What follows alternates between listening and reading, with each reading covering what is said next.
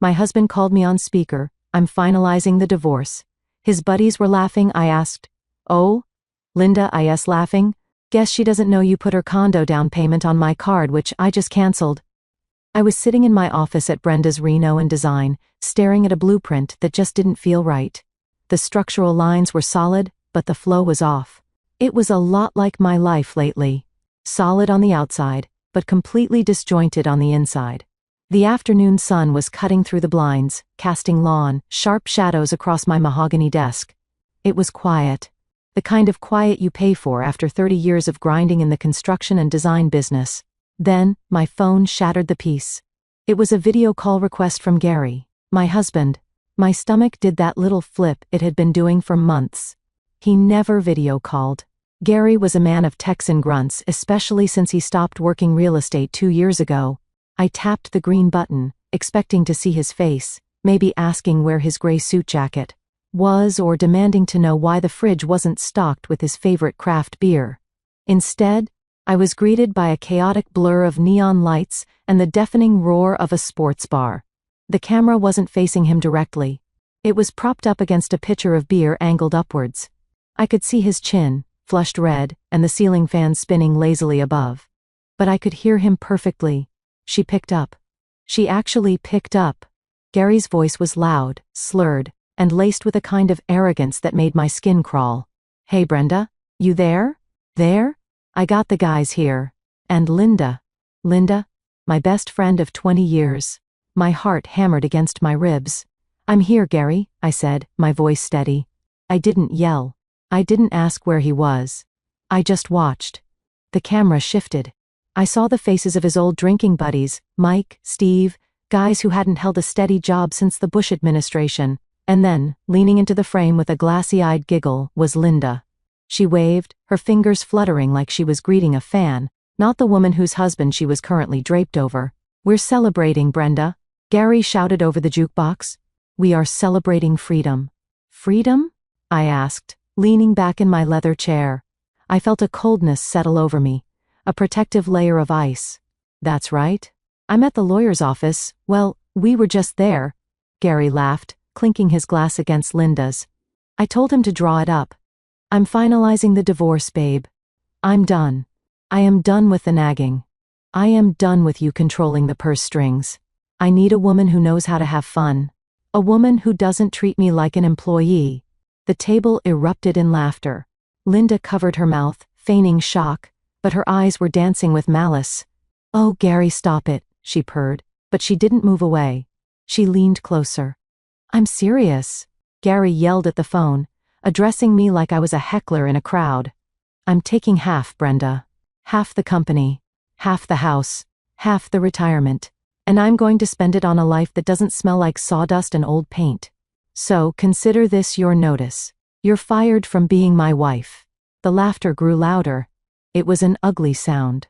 A sound that stripped away 25 years of marriage, of me paying his debts, of me holding his hand when his mother died, of me building a life so he could stand on top of it and spit down on me. He thought I would cry. He thought I would beg. He thought he was watching a woman crumble. But he didn't know who he was dealing with. He didn't know that while he was drinking cheap beer and playing big shot, I had been busy. He didn't know about the forensic accountant I'd hired 3 weeks ago. He didn't know about the notifications currently lighting up my email. I took a slow breath. The blueprint on my desk suddenly made sense. I knew exactly where the wall needed to come down. "Gary?" I said. My voice wasn't loud, but it cut through the noise of the bar like a diamond cutter. "Before you celebrate too hard and before you sign anything," I paused. The smile on his face faltered just a fraction. The laughter at the table died down, sensing the shift in the air. "What?" he sneered. "You gonna beg me to stay?" "No," I said. "I just have a question. Thank you for watching this far. I'm curious. Where are you tuning in from today? Let me know in the comments." Let's rewind. To understand why I didn't shed a tear during that call, you have to understand the slow, agonizing death of my marriage. It didn't happen overnight. It happened in moments. Small cuts that eventually bled me dry. It started about 6 months ago. It was a Tuesday morning. The kitchen was filled with the smell of brewing coffee and the damp chill of a Chicago autumn. I was at the island, reviewing a contract for a kitchen remodel in Evanston. Gary shuffled in around 10 o'clock, scratching his stomach, wearing sweatpants that had seen better days. "Morning," I said, trying to keep my tone light. "There's coffee." He grunted, pouring himself a mug without looking at me. "Out of creamer," he muttered. "I put it on the list," I said. Then I decided to try. Again. I reached into my bag and pulled out a small cream-colored envelope. Inside were tickets to a jazz show downtown for Friday night. We used to love jazz. Hey, I was thinking, Friday is our 25th anniversary. I got us tickets to the Blue Note. Dinner at that Italian place you liked beforehand. Just us. No phones. No talk about the business. Gary stopped stirring his coffee. He looked at the envelope in my hand like it was a subpoena. He walked over to the stainless steel refrigerator where our family calendar hung. It was color-coded. My work schedule in blue, bills in green, social events in red. He picked up a thick red permanent marker. He uncapped it with his teeth. Then, with a squeak that set my teeth on edge, he drew a massive, aggressive axe through Friday. "Don't plan anything cute," he said, not even turning around. "I'm busy." I sat there, the envelope heavy in my hand. "Busy? Gary, you haven't worked in 2 years. Busy with what?" He spun around, his eyes cold. "Stuff, Brenda. I have stuff. I need space. I need to find myself. You're always planning. Always organizing. It's suffocating. No eye contact. No smile. Just a scratch of marker and the thud of the fridge door." "I'm trying to celebrate us," I said, my voice trembling slightly. 25 years, Gary. 25 years of what?" he shot back. "Of you working? Of you being the big boss? You think because you bring in the paycheck, you own my time? I'm not one of your contractors, Brenda. You can't just schedule me." He walked past me, grabbing a bagel on his way out. "Don't do the needy thing. It's pathetic. If I'd known this is what breakfast was going to be, I would have stayed in bed." I watched him leave. The kitchen suddenly felt massive and empty. I looked at the calendar. That red X looked less like a schedule change, and more like a target. I came from nothing. My dad was a carpenter, a man who smelled like pine shavings and honest sweat. He taught me that if you want something built, you build it yourself. I built my company from a rusty pickup truck and a box of tools. I built this house. I built our life. I carried Gary when the real estate market crashed in 2008. I carried him when he got depressed. I carried him when he decided he was too senior to do entry-level sales again. I had been carrying him for so long, I forgot what it felt like to stand up straight. That morning, looking at the fridge, something clicked. It wasn't anger yet. It was clarity. He didn't want to celebrate us because in his mind, there was no us. There was just me, the bank account, and him, the victim of my success. I put the tickets in the shredder by the pantry. The sound of the paper tearing was the only music we had that anniversary. Later that day, I saw a notification on our joint account. A charge for a florist. $150. I assumed, stupidly, that maybe he had felt bad.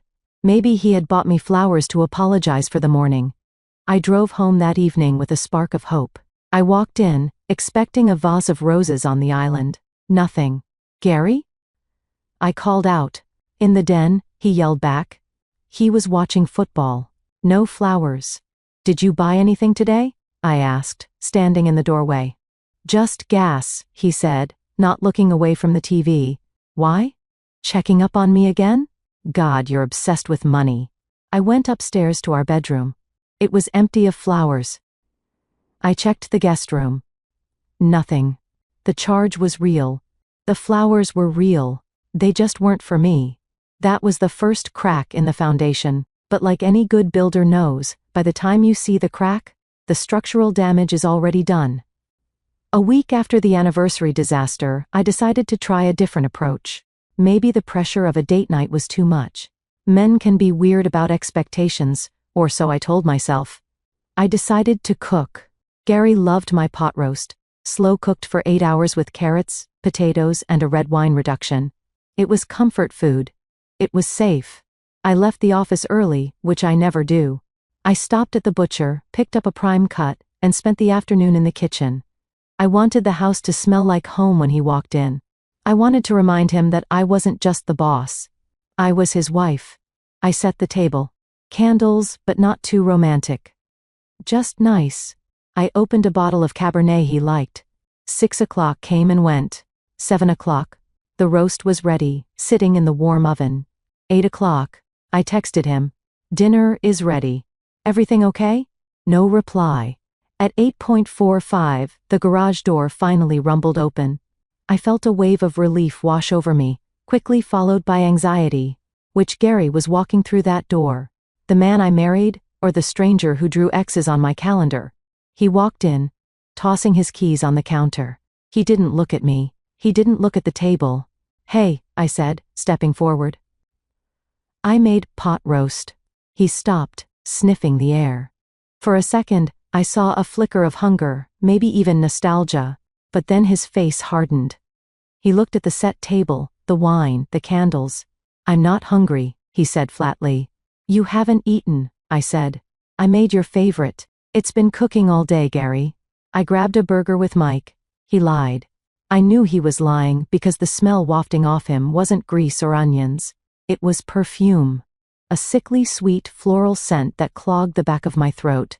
And under that, the sharp tang of gin. You smell like you've been in a bar, I said, trying to keep my voice neutral. He spun on his heel, his face contorted with sudden rage. Here we go. The Inquisition. Can't a man have a drink with his friends without getting the 3rd degree? You are suffocating me, Brenda. You're like a warden. I'm your wife, I said, feeling tears prick my eyes. I cooked you dinner. I'm trying to connect with you. That's not connection, he shouted, gesturing at the pot roast like it was a weapon. That's pressure. That's manipulation. You do this nice thing so you can hold it over my head later. Oh, look at me, St. Brenda, cooking dinner while Gary is out having a life. I see right through you. My heart hammered in my chest. Manipulation? Gary, I just wanted to have a meal together. You want control, he sneered. You control the company. You control the house. You want to control what I eat and when I eat it. Well, I'm not hungry. Put it in a Tupperware or throw it out. I don't care. He stormed past me toward the stairs. As he passed, the scent of that perfume hit me again. It was distinct. Lilac and musk. Cheap but potent. Who were you with? I asked to his retreating back. He stopped on the 2nd step. He didn't turn around. I was with people who appreciate me. People who don't treat me like a disappointment. I don't treat you like a disappointment, I whispered, but the door too. The master bedroom slammed shut upstairs, vibrating the floorboards. I stood there in the silence of my kitchen. The pot roast was still warm in the oven. The candles were flickering, casting dancing shadows on the walls. I felt small. I felt invisible. This is what they call gaslighting. I know the term now. Back then, I just thought I was going crazy. He made me feel like my kindness was aggression. He made me feel like asking for basic respect was a demand for total control. He twisted reality until I wasn't sure if the ground under my feet was solid. I blew out the candles. I didn't put the food away. I took the entire pot roast, the pan heavy in my hands, and walked to the trash can. I scraped it all in. The meat, the vegetables, the sauce. 8 hours of effort gone in 10 seconds. I realized then that I wasn't cooking for my husband. I was cooking for a ghost. The man upstairs, the one smelling of gin and cheap lilacs, wasn't the man I promised to love and cherish. That night, I slept in the guest room. He didn't come looking for me. The next day, I needed to talk to someone. I felt like I was drowning in my own house, and I needed a lifeline. Naturally, I called Linda. Linda and I had been friends since our kids were in kindergarten together. We bonded over PTA meetings and complaining about the pickup line. She was the fun one, the wild one. She'd been divorced for 5 years from a guy named Dave, a sweet man who worked in insurance. Linda always claimed Dave was boring and lacked ambition, but looking back, I think Dave just lacked a limitless bank account. We met at a little bistro near my office. I looked like a wreck, puffy eyes, barely any makeup. Linda looked fantastic. She was wearing a new silk blouse, her hair was freshly blown out, and she seemed to be glowing. "Oh, sweetie," she could when I sat down, reaching across the table to squeeze my hand. Her nails were freshly manicured, a bright, aggressive red. "You look exhausted. Is it the business? Is the renovation on the lake house stalling again?" "It's Gary," I said, my voice cracking. I ordered a black coffee. I needed the caffeine to keep my brain functioning. "He's different. Angry. He didn't come home for our anniversary. Last night he blew up at me because I cooked dinner. He says I'm controlling. He says I'm suffocating him." Linda sighed, shaking her head sympathetically. "Oh, Brenda. They go through these phases, especially at his age. It's the male menopause. The midlife crisis without the sports car because, well, because he can't afford one," I finished for her. "Right," Linda said, taking a sip of her Chardonnay. It was 11 a.m. "Look, Brenda, I'm going to be honest with you because I love you. You are a lot." I blinked. "Excuse me? You're a powerhouse," she said quickly, smiling. "That's why we love you. But for a man like Gary, who's feeling a bit emasculated right now, it's tough. You run the company, you pay the bills, you make the decisions. He probably feels like a guest in his own life. Maybe he's right. Maybe you are suffocating him a little." It felt like a slap. My best friend was agreeing with him. "So what am I supposed to do?" I asked, feeling desperate. "Stop working? Let us go bankrupt." "No, silly," Linda laughed. "Just loosen the leash. Give him space. Stop asking where he is every second. Stop tracking the credit card statements. Let him have his secrets. Let him feel like a man again. If he's out late, let him be out late. If he spends a little money, let him spend it. You can afford it, Brenda. You're rich." "I'm comfortable because I work 80 hours a week," I corrected her. "Exactly," Linda beamed. "So let him enjoy the fruits of your labor a little. It might save your marriage. Stop being the boss at home. Be the wife. The fun wife." She leaned back, swirling her wine. A scent wafted across the table. Lilac and musk. I froze. My nose twitched. It was faint, mixed with the smell of coffee and the bistro's garlic fries, but it was there. The exact same smell that had been on Gary's jacket the night before. "That perfume," I said, my heart starting to race. "It's lovely. Is it new?" Linda's smile didn't falter, but her eyes did a quick, almost imperceptible dart to the side. "Oh, this? Yeah, just something I picked up at the mall. Cheap thrill. You know me." "It suits you?" I said, my mind spinning. "Thanks." She checked her watch. "Boops, I have to run. I have a thing. A viewing. Getting back into the real estate game, maybe?" She stood up, dropped a 20 on the table and hugged me. "Listen to me, Brenda. Back off. Let Gary breathe. Stop checking the accounts. Trust me on this." I watched her walk away. She had a bounce in her step. Stop checking the accounts. That was her advice. The woman who claimed to be my best friend told me to turn a blind eye to my husband's spending and his absence, and she smelled exactly like the friends Gary had been drinking with. I sat there for a long time. The coffee went cold. I realized then that I wasn't just fighting for my marriage. I was walking into a trap, and my best friend wasn't holding the lifeline. She was helping dig the pit. "Trust you?"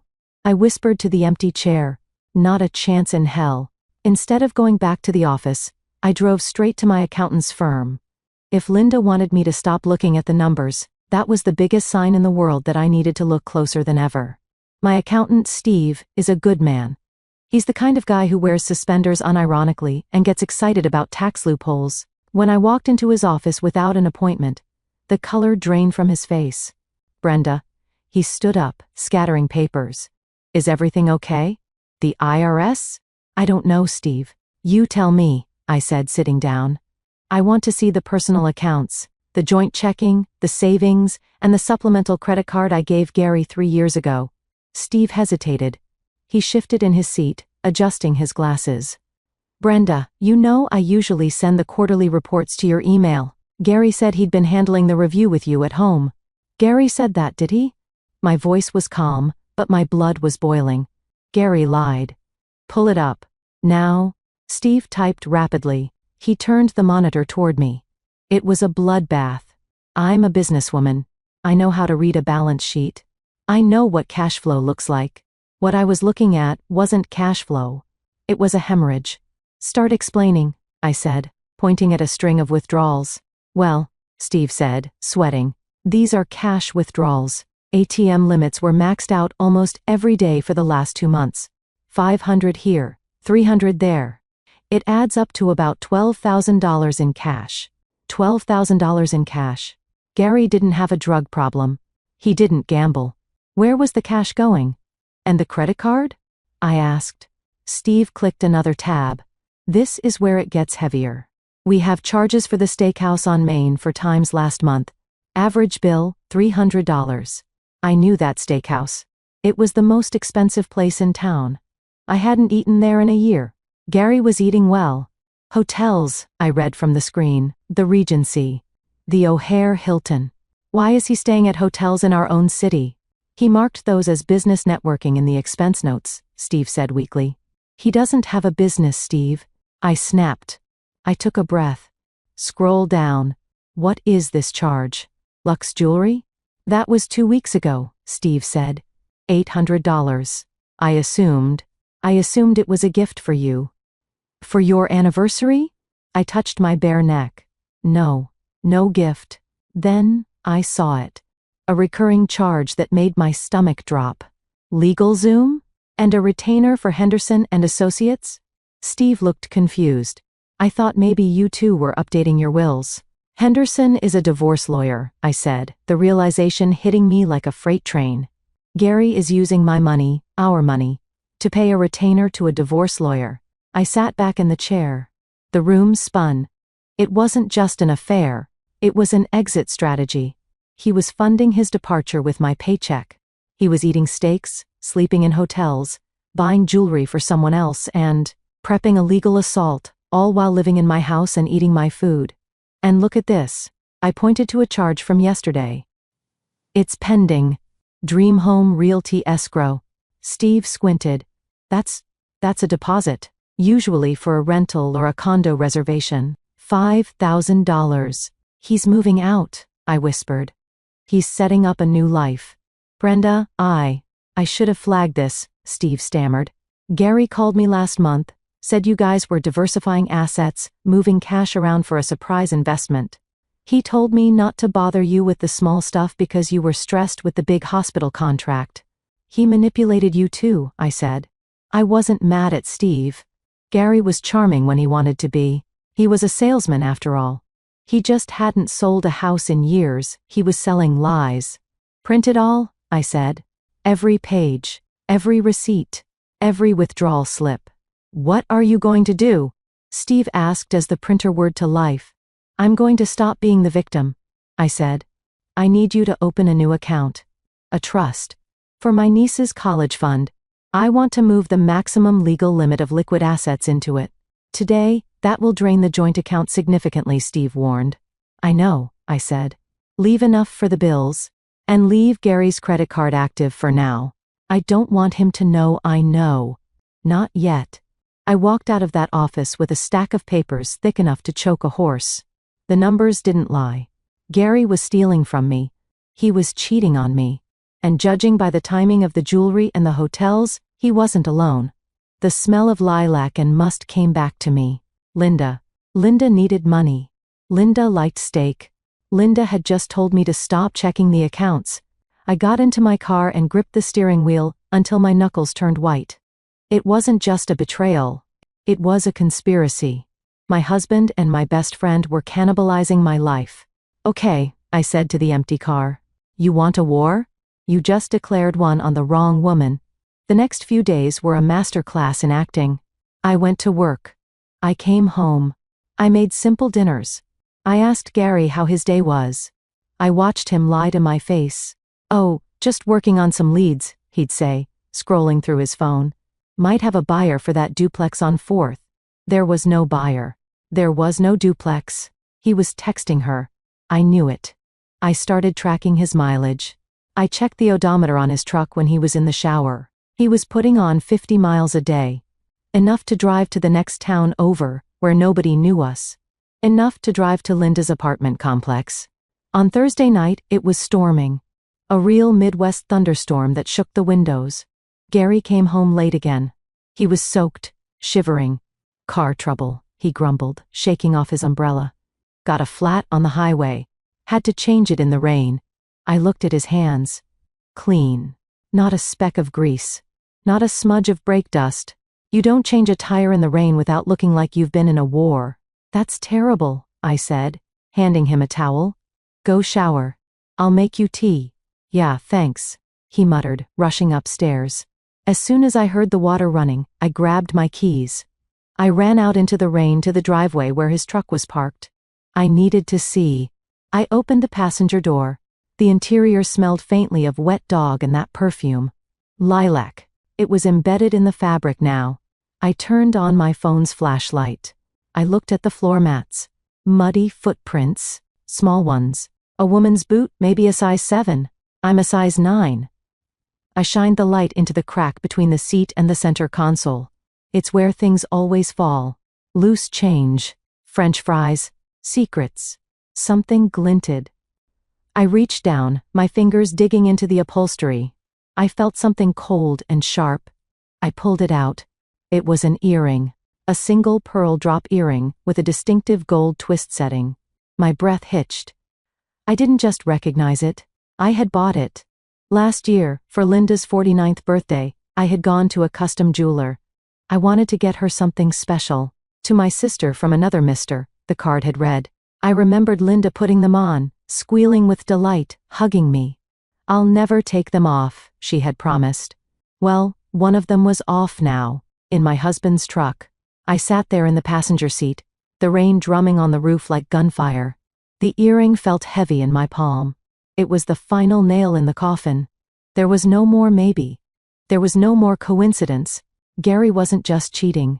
He was cheating with the one person I confided in. The one person who knew all my secrets, all my insecurities. They were probably laughing about me right now, discussing how controlling I was while spending my money and wearing my gifts. I gripped the earring tight enough to hurt. I could have marched upstairs right then. I could have thrown the earring in his face. I could have screamed until the windows shattered. But I remembered the lawyer's retainer on the bank statement. I remembered the advice I'd read online about high-conflict divorce. If I confronted him now, he'd deny it. He'd hide the assets. He'd warn Linda. They would circle the wagons. No. I needed to be smarter. I needed to be colder. I put the earring in my pocket. I wiped the mud from the floor mat with a tissue from my pocket to cover my tracks. I closed the truck door gently. I walked back into the house, dripping wet. Gary was coming down the stairs, dried off, wearing a fresh t-shirt. What were you doing outside? He asked, suspicious. Checking the gutters, I lied smoothly. Thought they were overflowing. You're obsessed with house maintenance. He rolled his eyes. Where's my tea? Coming right up, I said. I went to the kitchen and made his tea. I watched him drink it. I watched him text on his phone, a small smile playing on his lips. Enjoy it, Gary, I thought. Enjoy the tea. Enjoy the secret texts. Enjoy the illusion that you're the one in control. Because I just found the murder weapon and I'm about to bury you with it. That night, I didn't sleep. I lay awake, planning. I needed professional help. I couldn't do this alone. I needed a shark. The next morning, I didn't go to the office. I drove to the city, to a building that looked like it was made of gray stone and intimidation. This was the office of Arthur Henderson. Yes, the same Henderson Gary had paid a retainer to. But here's the thing about Gary, he's lazy. He paid the retainer online to lock in the lawyer, but he hadn't actually signed the conflict of interest paperwork yet. He hadn't established privilege. I checked with the firm first thing in the morning. Gary was just a name in their billing system, not a client of record yet. So, I walked in. I need to see Mr. Henderson, I told the receptionist. I'm Brenda, the one whose credit card paid a retainer fee. 10 minutes later, I was sitting across from Arthur Henderson. He was an older man, silver hair, eyes like a hawk. He looked at the bank statement I slid across his desk. Your husband paid us with your joint funds, Henderson said, his voice grave. But he hasn't come in for a consultation. Correct, I said, which means you don't represent him yet. But I want to hire you. And since I'm the one who actually paid and I'm here, Henderson smiled. It was a shark smile. I like your style, Brenda. Technically, until engagement letters are signed, he's just a prospective inquiry. If you sign with me now, I'm conflicted out of representing him. I can't represent both parties. Where do I sign? I asked. We spent the next hour strategizing. Henderson listened to everything, the cash withdrawals, the hidden credit card charges, the earring. This is dissipation of marital assets, Henderson explained. In Illinois, if a spouse spends marital funds on an affair or for purposes unrelated to the marriage, while the marriage is undergoing an irretrievable breakdown, they have to pay it back. We can deduct every steak dinner, every hotel room, and every dollar spent on his girlfriend from his share of the final settlement. I want him out of the house, I said. But he won't leave. You need cause, Henderson said. Is he violent? He's verbally abusive. He breaks things. He screams. He gaslights me. Record it, Henderson said.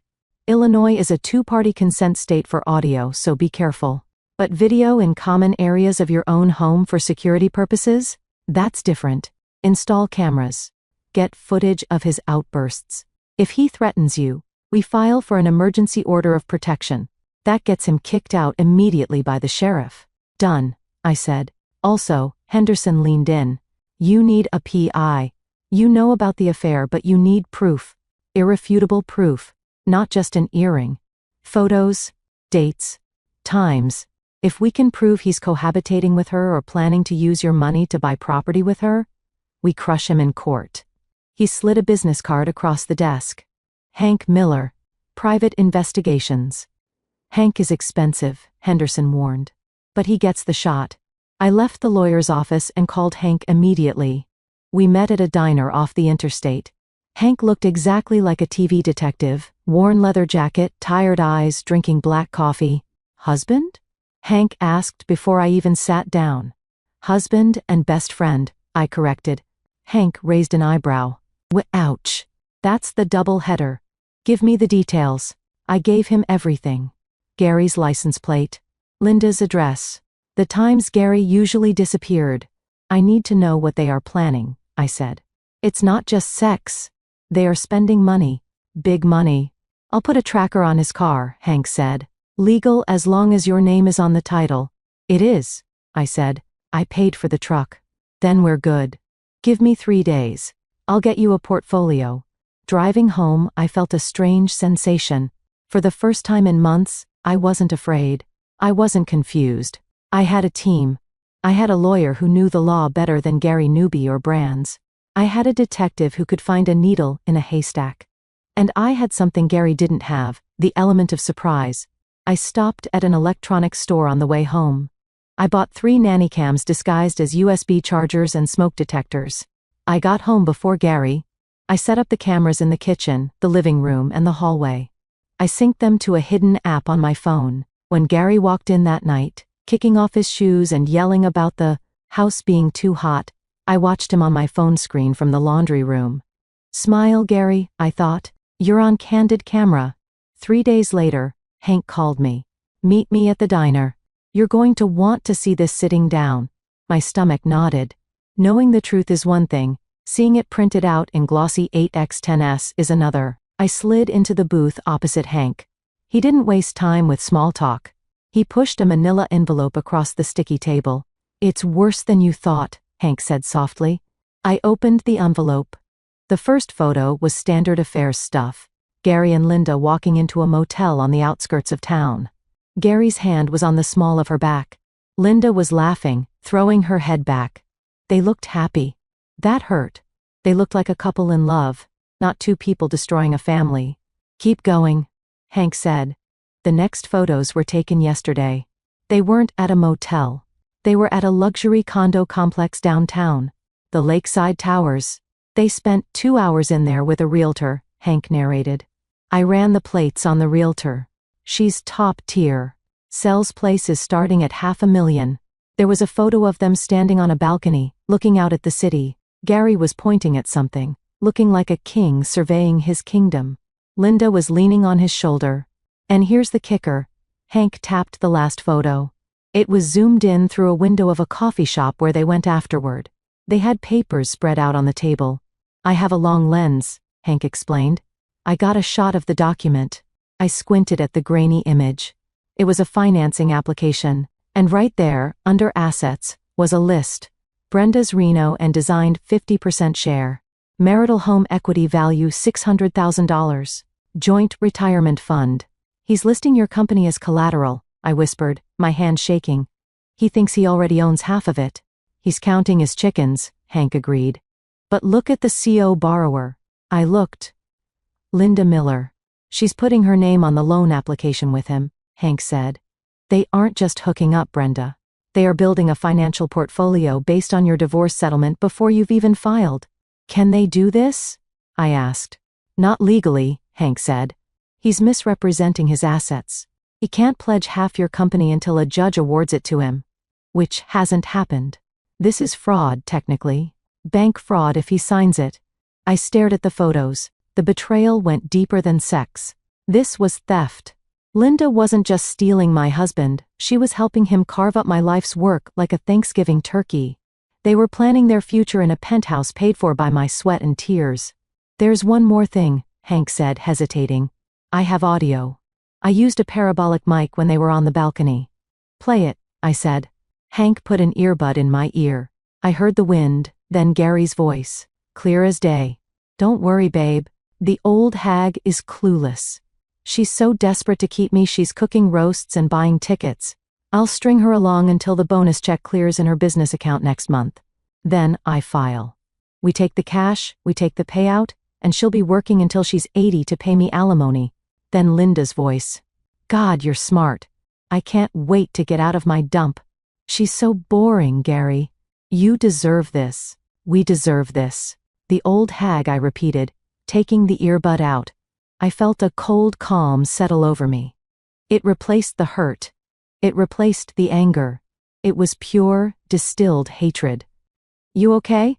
Hank asked. I'm better than okay, I said, putting the photos back in the envelope. I have everything I need. What's the play? Hank asked. He wants to wait for the bonus check. I stood up. He wants to act like I'm the fool. Fine. I'll let him think he's winning. I'm going to let him walk right off the cliff he just built. I paid Hank in cash. I drove home with the envelope on the passenger seat. I looked at the road, but all I could see was Gary's face in that photo. Looking at the condo he thought he was buying with my money. You want a performance, Gary? I thought. I'll give you the performance of a lifetime. I walked into the house. Gary was on the couch. Hey, he grunted. Hey, honey, I said, forcing a smile that didn't reach my eyes. I was thinking, maybe you're right. I have been too controlling with the money. Maybe we should talk about giving you more access. For your investments. Gary sat up, his eyes lighting up with greed. Really? Really, I lied. Let's talk about it over dinner. The trap was set. Now, I just had to wait for him to step in it. The hardest part of war isn't the fighting, it's the waiting. It's sitting across the dinner table from the enemy, passing him the salt, and asking about his day while knowing he's plotting your destruction. For the next 2 weeks I became an Academy Award-winning actress. My stage was my kitchen, my audience was a cheating husband who thought he was a genius. After I found the audio of Gary and Linda plotting to live off my alimony, something inside me shifted. The hurt was gone. The confusion was gone. All that was left was a cold, calculating precision. I looked at Gary, and didn't see the man I loved for 25 years. I saw a parasite. And you don't negotiate with parasites, you exterminate them. I started the softening campaign on a Tuesday. I came home with a bottle of expensive scotch, the kind Gary loved, but I usually refused to buy because it cost as much as a car payment. What's this? Gary asked, eyeing the bottle greedily. He was lounging on the sofa, texting. Probably Linda. A peace offering, I said, setting it down. I've been thinking about what you said, Gary. About feeling suffocated. About me controlling the purse strings. He sat up, putting the phone down. And I think you're right. I lied. The words tasted like ash in my mouth, but I forced a smile. I've been so focused on the business, on building our retirement that I forgot to let you lead. I know you have big ideas, Gary. I know you have vision. His chest puffed out. It was pathetic how easy he was to manipulate. You just had to feed his ego. Well, I've been saying that for years, Brenda. I have a lot of potential deals in the pipeline. Real estate is bouncing back. Exactly, I said. And you need capital to make those deals. You can't be asking me for permission every time you need to take a client to dinner or put down a deposit. I reached into my bag and pulled out a sleek, black envelope. I spoke to the bank. I authorized a secondary card on my primary business line of credit. It has a $50,000 limit. It's for investment opportunities. I handed it to him. Gary looked at the card like it was the Holy Grail. His hands actually shook slightly. He wasn't seeing a credit card. He was seeing the condo deposit. He was seeing weekends away with Linda. He was seeing the freedom to leave me. Brenda, this is a big step, he said, trying to sound solemn, but a smirk was twitching at the corner of his mouth. I appreciate you finally trusting me. I do trust you, I said. I trust you to hang yourself with the rope I just handed you. But Gary, there's one catch. It's a new account, so the fraud protection is high. If you make a big purchase, like over a few $1,000s, just give me a heads up so I can clear it with the bank app. Otherwise, it might decline. Sure, he waved his hand dismissively. I'm not going crazy. Just business expenses. Right. Business, I agreed. That night, I heard him in the garage making a call. I checked the audio feed from the hidden camera I'd installed near the tool bench. Babe, you won't believe it, Gary whispered. The old cow just handed me a $50K credit line. She literally gave me the money to leave her. We can put the deposit down on the lakeside tower next week. Yeah. I know. She's clueless. It's almost too easy. I watched him on my phone screen, pacing in the garage, high on his own arrogance. He thought he had played me. He thought he was the predator. Little did he know that credit card was the bait. And he had just swallowed the hook. I maintained the charade for another 10 days. I cooked his favorite meals. I stopped asking where he was going at night. When he came home smelling of lilac perfume, I didn't flinch. I just asked if he closed the deal. Almost, he'd say with a wink. Almost closed. Every time he smiled at me with that secret smug look, I added another, mental zero to the settlement I was going to extract from him. It was exhausting. Pretending to be a doormat when you're actually the door slammer takes a toll. But I had my sessions with Henderson, my lawyer, to keep me sane. We were building a fortress of evidence. Every text he sent Linda, every dollar he spent on that new card which I was tracking in real time, every lie he told, it was all going into the file labeled dissipation of assets. Gary thought he was planning a surprise attack. He didn't realize he was marching his troops directly into an ambush. Just a few more days, I told my reflection in the mirror one morning. Hold it together, Brenda. The finale is going to be spectacular. While Gary was busy fantasy shopping for furniture for his love nest with Linda, I was executing a financial maneuver that would have made Wall Street proud. The key to a high-asset divorce isn't just about who gets the house, it's about liquidity. Cash is king. And right now, Gary had access to our joint checking account, which held about $80,000, our emergency fund in operating cash. If he filed for divorce first, a judge would freeze those assets. Or worse, Gary would drain the account before filing, claiming it was for marital debts or living expenses, and I'd have to fight for years to get it back. I wasn't going to let that happen. I met with Steve, my accountant, and Henderson early on a Monday morning. The trust, I said. Is it ready? The Brenda Miller Family Trust is established. Henderson nodded. It's an irrevocable trust set up for the benefit of your niece's education and future welfare. Perfectly legal estate planning. You are the trustee. Good, I said. Transfer $75,000 from the joint checking account into the trust. Today, Steve looked nervous. Brenda, that leaves the joint account with $5,000. Gary is going to notice. That's the point, I said. I want the money out of his reach. If he asks, I'll tell him I moved it to a high-yield bond for tax purposes. He doesn't understand taxes, he'll believe it. And the credit card you gave him? Henderson asked. The one with the $50,000 limit? I smiled. That's the best part. It's a sub-account on my business line. I have administrative privileges. I can lower the limit or suspend the card instantly from my phone. So you gave him a card that works, until you decide it doesn't. Henderson chuckled. Brutal. Necessary, I corrected. He's planning to use that card to put the down payment on the condo. The closing is scheduled for this Friday. I saw the calendar invite on his iPad. Friday, Henderson used. That's 3 days away. Exactly. I need you to have the emergency order of protection ready to file on Friday morning, I said. I have the video footage of his outburst last week. The one where he threw the vase and threatened to burn the house down if I didn't stop asking questions. Is it enough? Henderson reviewed the file again. With the audio of him plotting to defraud you? And the video of the violent threat? In Cook County? Yes. It's enough for an ex parte order. That means we go to the judge without Gary being there. The judge grants it based on the immediate threat. The sheriff serves him, and he has 10 minutes to grab his toothbrush and leave the premises. Perfect, I said. I left the office and checked my banking app. The transfer was complete. The joint account, which Gary thought was his personal piggy bank for his new life, was now a skeleton. The money was safe in the trust, untouchable. When I got home, Gary was in a good mood. Too good. He was humming in the kitchen, making a sandwich. Hey, Honorable, he said. Did you see the market today? Up 50 points.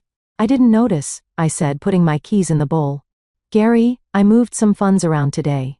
Just tax stuff. The joint account will look low, but don't worry, it's invested. He paused, a flicker of panic in his eyes. Moved? Moved where? How much? Most of it, I said casually, opening the fridge. Steve said we needed to offset the capital gains from the business. It's locked up for 6 months. But you have that credit card I gave you, right? So we're fine for daily expenses. Relief washed over his face. He actually let out a breath. Oh, okay. Yeah, the credit card. That's fine. Smart move, babe. Investing is smart. He didn't care about the cash because he thought he had the magic plastic. He thought the credit card was his golden ticket. He didn't realize I had just severed his main artery and handed him a tourniquet that I could tighten at will. By the way, he said, taking a bite of his sandwich, the guys are having a thing on Friday afternoon, at the bar, celebrating Mike's birthday. I might be late. Friday, I repeated. Sure.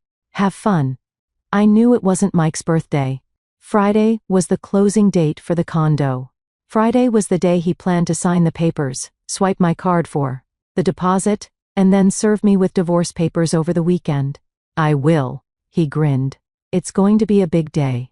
Yes, I agreed, looking at the knife block on the counter. It certainly is.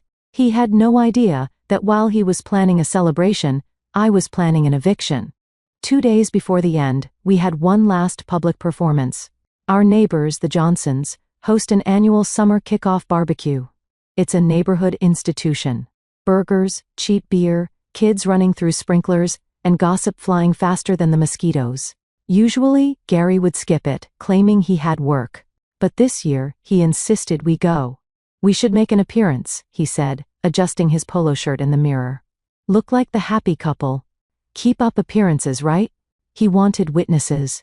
He wanted people to see us acting normal so that when he blindsided me, he could tell everyone, I don't know what happened, she just snapped.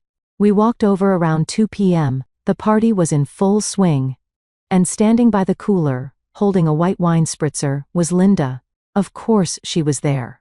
She lived 3 streets over, but she was always at our block parties. She was wearing a sundress that was a little too short and a little too tight for a family barbecue. Brenda. Gary? She waved, her voice shrill. We walked over. Gary immediately grabbed a beer and stood a little too close to her. Hey Linda, I said, putting on my sunglasses to hide the disgust in my eyes. Great turnout, Gary said, looking around.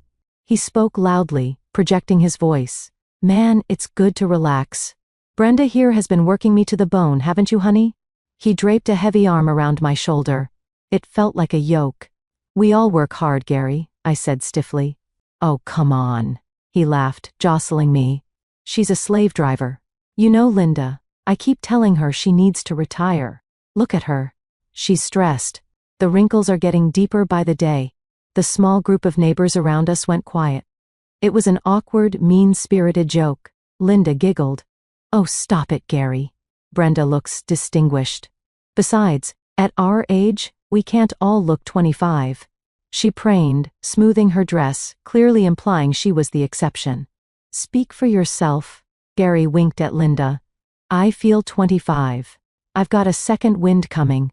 Big changes on the horizon. He raised his beer in a toast to nobody in particular. To new chapters. And upgrading. The neighbors exchanged uncomfortable glances.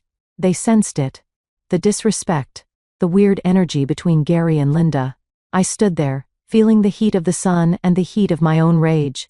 He was mocking me in public. He was essentially toasting to his affair right in front of my face. I decided to test the waters. Upgrading? I asked my voice call. Are you planning on buying a new car, Gary? With what money? The air went ice cold. Gary's smile faltered. His eyes narrowed. I have resources, Brenda. You don't know everything. I know enough, I said enigmatically. Linda stepped in, sensing the tension. So, Brenda, I heard you renovating the kitchen at the lake house. Are you going with granite or quartz? I haven't decided, I said, turning to her. I'm thinking of tearing the whole thing down. Sometimes the foundation is rotten, Linda.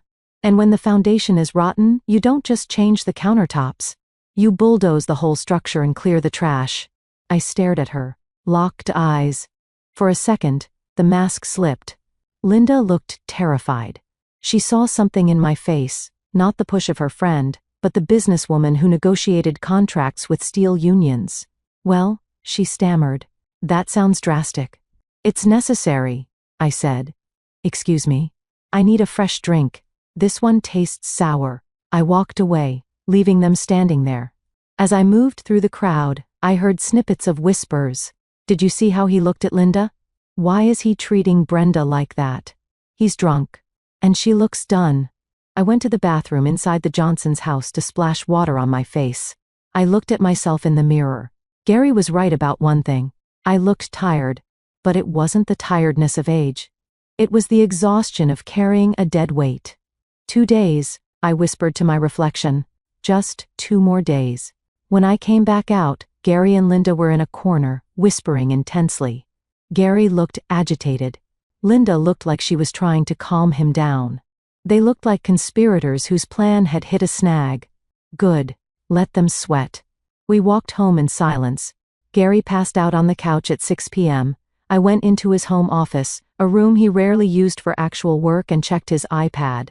It was unlocked. I opened his email. There was a confirmation from the realtor. Friday, 2 p.m., Lakeside Towers closing. Bring the deposit check or credit card authorization for $45,000.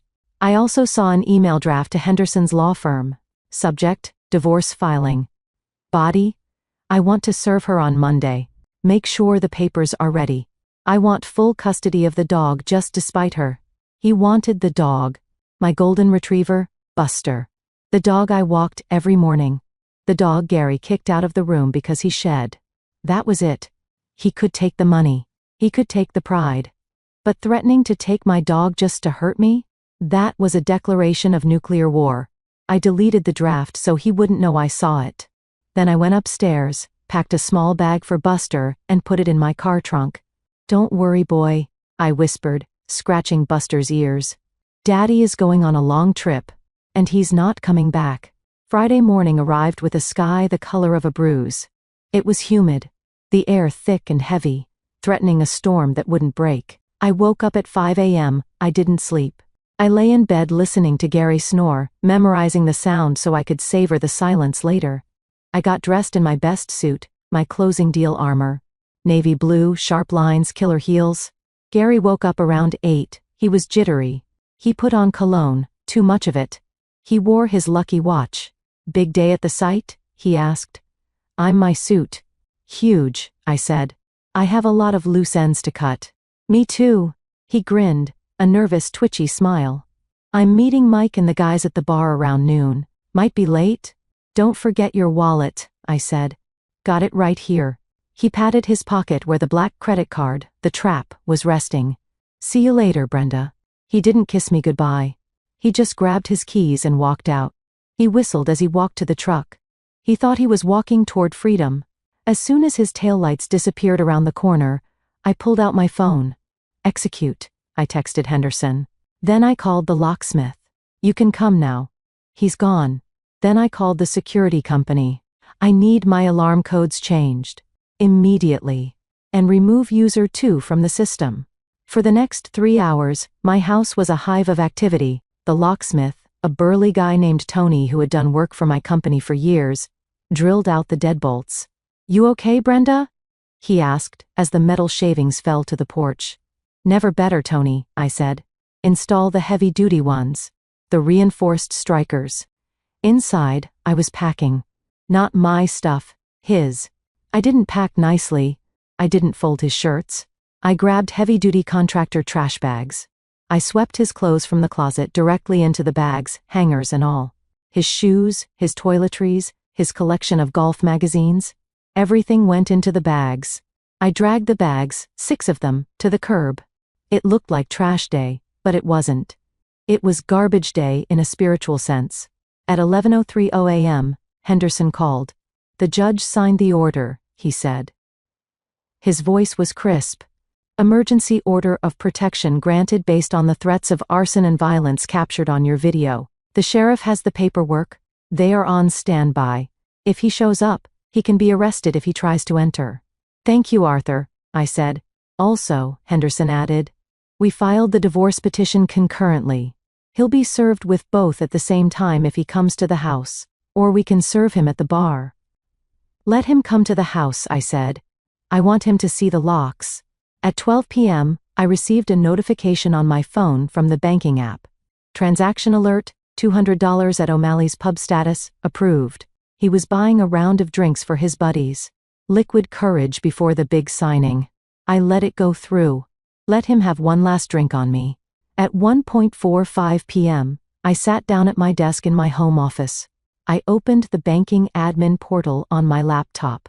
I pulled up the subaccount for the credit card ending in $45.98, the one in Gary's pocket.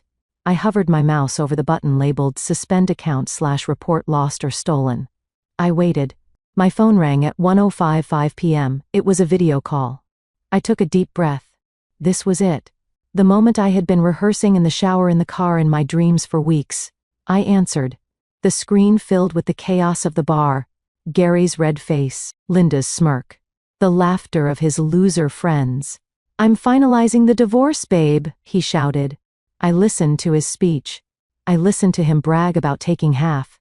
I listened to him fire me as his wife. And then I spoke. Gary? I said, my voice steady. Before you celebrate too hard, and before you sign anything. What? He sneered. I just have a question, I said. The bar noise seemed to fade into the background. Oh. And what is that? He mocked. Is Linda laughing? I asked pleasantly. Because I see her there. Hi, Linda. Linda froze. Her eyes went wide. She hadn't realized she was on camera. Guess she doesn't know. I continued, my voice dropping an octave, becoming lethal. That you're about to put her condo down payment on my credit card. Gary blinked. It's my card now, Brenda. You gave it to me. Actually, I said, my finger hovering over the mouse button on my laptop, I gave you a card link to my business. And since I'm the administrator, I clicked the mouse. Click. On my screen, a confirmation box popped up, card suspended. Reported stolen. I just canceled it, I said. Reported it's stolen, actually. So if you try to swipe it for $45,000 in about 10 minutes, well, that's a felony, Gary. Credit card fraud. The color drained from Gary's face so fast he looked like a corpse.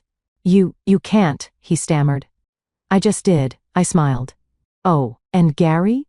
Don't bother coming home. The locks are changed. The police have an order of protection against you. Your clothes are on the curb. If you step foot on my driveway, you're going to jail. I leaned into the camera. Happy anniversary, darling. The silence on the other end of the line was deafening. It was the kind of silence that happens after a bomb goes off before the screaming starts. For a solid 5 seconds, Gary just stared at the phone screen. His mouth hung open, a piece of half-chewed pretzel visible on his tongue. The arrogance, the swagger, the big man energy, it evaporated instantly, replaced by sheer, unadulterated panic. Linda was the first to react. She grabbed Gary's arm. What did she say? What does she mean the card is cancelled? Her voice was shrill, cutting through the background noise of the bar. Gary, the closing is in 20 minutes. We have the appointment. Gary looked at Linda, then back at the phone, then back at Linda. He looked like a rat trapped in a maze that had suddenly caught fire. Brenda, he croaked. You're joking. You can't do this. That money, that was our investment. My investment, I corrected him. And I decided to divest from bad assets. Namely, you. I'll sue you, he shouted, trying to regain control for his audience of drinking buddies. I'll take everything. I'll tell the judge you cut me off financially. Go ahead, I said calmly. Tell the judge. Tell him how you plan to use marital funds to buy a love nest for your mistress. Tell him about the fraud. Tell him about the threats you made to burn my house down, which, by the way, I have on video, and have already submitted to the court. Video? Gary whispered. Every room, Gary, I said. I've seen everything. I've heard everything. I heard you call me an old hag on the balcony. I heard you plotting to bleed me dry. Linda gasped. She pulled her hand away from his arm as if he were radioactive. She knew. In that instant, she knew the game was over. She wasn't looking at a sugar daddy anymore. She was looking at a broke middle-aged man with pending criminal charges. Gary, Linda hissed. Does the card work or not? It has to, Gary stammered. He looked at the waiter passing by. Hey, let me tab out. He fumbled for the black card. He threw it on the table with trembling hands. Run it. Just run it for the drinks. I watched in high definition. The waiter took the card. He walked to the terminal. Gary held his breath. Linda held her breath. Even his drunk friend stopped laughing and watched. The waiter swiped. He frowned. He swiped again. He walked back to the table. Sir? It's declined. The machine says, pick up card stolen. The waiter pulled the card back. I have to keep this, sir. Bank policy. No. Gary lunged for it. Give it back. It's a mistake. She's crazy. Sir, don't touch me. The waiter stepped back. Do you have another form of payment? Gary patted his pockets. He looked at Linda. Babe, do you have your card? The look Linda gave him could have frozen hell over. It was a look of pure revulsion. My card, she spat. You told me you were handling this. You told me you were liquid. I will be, Gary pleaded. It's just a glitch. Brenda is messing with us. I'm not messing with you, Gary. I said to the phone, my voice crisp and clear. I'm finalizing the divorce. Just like you wanted. Linda stood up. She grabbed her purse. I'm leaving. Linda, wait, Gary yelled. The condo, the appointment. There is no condo, you idiot. Linda screamed. You're broke. You're homeless. I'm not going down with you. She stormed out of the frame.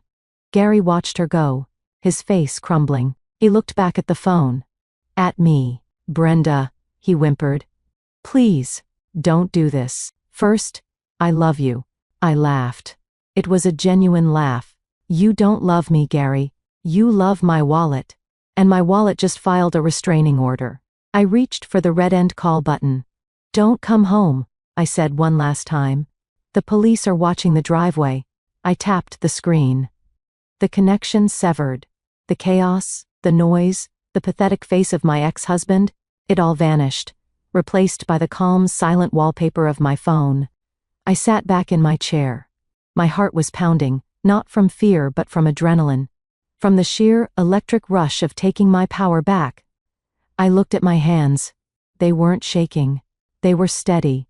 I didn't need a camera at the realtor's office to know what happened next, but the grapevine in a small town is faster than fiber optics.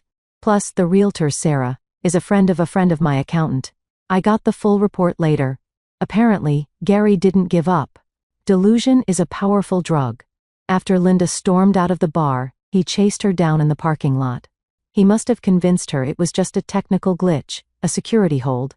Because the transaction was large, he probably promised her he would write a check, or that he had hidden cash. Somehow he dragged her to the appointment at Lakeside Towers. Imagine the scene.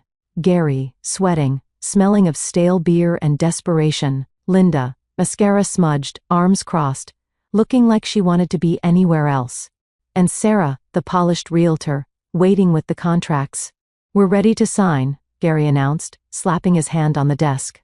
"Sorry about the card. My ex-wife is playing games. But I have the account numbers right here." He tried to give them the routing number for the joint account, the one I had drained 3 days ago. Sarah ran the verification. "Mr. Miller," Sarah said, sliding her glasses down her nose. "This account has a balance of $4,000. The required deposit is $45,000. "Check it again," Gary yelled. "There's 80 grand in there." "There was," Sarah said coolly. "Until Monday. It appears the funds were transferred out." Gary turned purple. He realized then that I hadn't just cut the credit card. I had scorched the earth. Then came the coup de grace. Linda's phone pinged. It was a notification from a local real estate blog, or maybe just a text from a friend who was at the bar. Word was out. Gary Miller is broke. His wife kicked him out. Linda stood up. She didn't scream this time. She went cold. "You lied to me," she said. "Babe, I can fix this," Gary pleaded. "You can't fix anything," she said. "You're a loser, Gary. You're a loser when I met you, and you're a loser now. I'm not losing my reputation for a man who can't even buy me a drink, let alone a condo." She walked out of the office. She got into her car and drove off, leaving him standing there with nothing but a declined bank transfer and a severe hangover. Back at my house, the sun was setting. The air was cooling down, but the tension was rising. I knew he was coming. He had nowhere else to go. I stood by the front window behind the curtain. My phone buzzed. It was the security system alert. "Motion detected, driveway." A taxi pulled up. Gary didn't even have his truck. He must have been too drunk to drive, or maybe Linda took the keys in spite. He stumbled out of the cab. He looked at the house. His house. My house. He saw the bags. 6 black heavy-duty trash bags lined up neatly on the curb like soldiers. He stared at them. He kicked one. A golf shoe fell out. He looked at the front door. He marched up the steps, his face twisted in rage. He jammed his key into the lock. It didn't turn. He jiggled it. He pushed. He slammed his shoulder against the wood. The new reinforced deadbolt didn't budge. "Brenda?" he screamed. "Open the damn door. I live here." I didn't answer. I just watched. He picked up a porch chair and raised it, looking like he was going to smash the window. That's when I pressed the button on my phone. "Call 911. 911. What is your emergency?" "My estranged husband is attempting to break into my home," I said clearly. "I have an active emergency order of protection against him. He is violent and currently smashing furniture on my porch." "Officers are already on the way, ma'am," the dispatcher said. "We received calls from your neighbors." I looked across the street. The Johnsons were on their porch. Mrs. Higgins's next door was peering through her blinds. The whole neighborhood was watching the king of the castle have a meltdown on his front lawn. Gary threw the chair. It bounced off the brickwork. He fell to his knees, sobbing. It wasn't a sad sob. It was the angry, entitled cry of a toddler who had been told no for the first time in his life. Blue lights flashed at the end of the street. I took a sip of my tea. Earl Grey. Hot. Just the way I like it. 2 squad cars pulled up. 4 deputies stepped out. This wasn't a courtesy call. This was an enforcement action. Gary was still on the porch, banging on the door with his fist. "Let me in. It's my house. You can't steal my house." "Sir," a deputy shouted, hand resting on his holster. "Step away from the door. Now." Gary spun around, looking wild. "She changed the locks. That's illegal. I live here." "Sir, are you Gary Miller?" "Yes. I'm the victim here." "Mr. Miller," the deputy walked up the driveway, holding a piece of paper. "We have an order of protection signed by Judge Walters this morning. You are to vacate these premises immediately and stay 500 feet away from Brenda Miller." "That's a lie." Gary screamed. He pointed at the window where I was standing. He couldn't see me, but he knew I was there. "She's manipulating you. She's crazy." "Sir, turn around and put your hands behind your back," the deputy said, his patience gone. "For what?" "For disorderly conduct, attempted breaking and entering, and violation of a court order. You're under arrest." I watched as they cuffed him. The metal clicked. It was the most satisfying sound I had ever heard, better than any "I love you" had ever faked. They walked him down the driveway. He was stumbling, shouting obscenities. He passed the trash bags on the curb. "My stuff," he yelled. She threw out my Armani suits. "We'll have an officer collect our essential items later," the deputy said, shoving him into the back of the cruiser. As the car pulled away, I stepped out onto the porch. The evening air was cool. The neighborhood was silent again. The Johnsons across the street raised a hand in a tentative wave. I waved back. I wasn't embarrassed. I was liberated. I walked down the steps to the curb. I checked the bags to make sure they hadn't spilt. I wanted him to have his clothes. I wanted him to have exactly what belonged to him, and nothing more. My phone rang. It was Henderson. "Did it happen?" he asked. "He's in the back of a squad car," I said. "Good," Henderson said. "That's immense, the violation. He won't be getting back into that house anytime soon. I'll arrange for his lawyer, if he gets one, to pick up his belongings from a storage unit. Don't keep them on the curb. It looks messy for the court.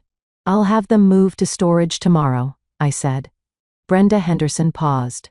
"You did good. Most people fold. You didn't." "I folded for 25 years, Arthur," I said. "I'm done folding." That night, the house felt huge. But it didn't feel empty. It felt clean. For the first time in years, the air didn't smell of his stale beer or his resentment. It smelled of lemon polish and possibility. I slept in the middle of the king-sized bed. Buster, my dog, hopped up and curled at my feet. Gary hated the dog on the bed. "Your bed now, buddy," I whispered. The next morning, the fallout began. Gary called from the county jail. I didn't answer. He left a voicemail. "Brenda, please. I messed up. I'm sorry. Bail me out. I don't have anyone. Linda won't pick up. Mom is in Florida. Please, babe. I love you." I listened to it once. Then, I saved it. Not to listen to again, but as evidence. Evidence of his cycle. Abuse, discard, regret, hoovering. It's a textbook pattern. And I had closed the book. I called the storage company. "I need a small unit. Prepaid for 1 month. After that, if the owner doesn't pay, you can auction it." I hired 2 neighborhood kids to haul the bags to the storage unit. I texted the code to Gary's phone. "Your belongings are at You Store It, Unit 4B. Code 1234. Rent is paid for 30 days. Good luck." Then I blocked his number. The legal battle that followed was less of a fight and more of a systematic dismantling. Gary tried to hire a lawyer, a flashy guy from billboards who promised fathers' rights. But lawyers need retainers, and Gary had no money. His credit cards were maxed out or canceled. He had no access to the joint funds.